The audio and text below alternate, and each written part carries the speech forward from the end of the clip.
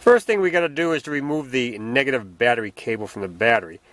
The next thing we want to do is to remove this column cover right here, and it is held on by 3 Phillips head screws.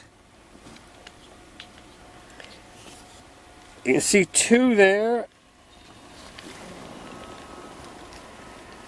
and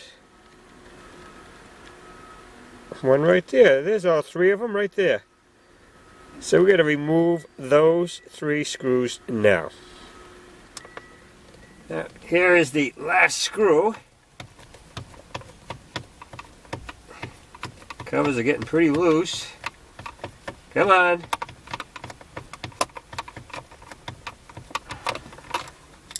Gotcha. Alright. Hey, remember this thing? We still got this.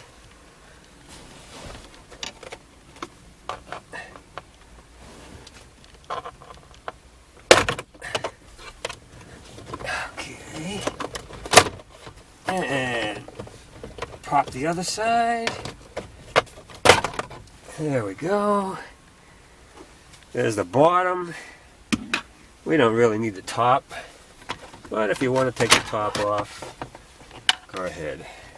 All right. Next thing we got to do is turn the ignition key to the run position, and we're looking for the release button, which is right here. We'll push that in, and then we'll just remove the lock cylinder. There it is.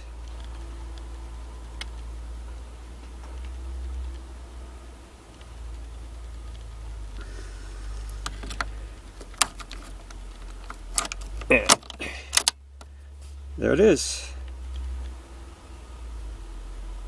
That's it.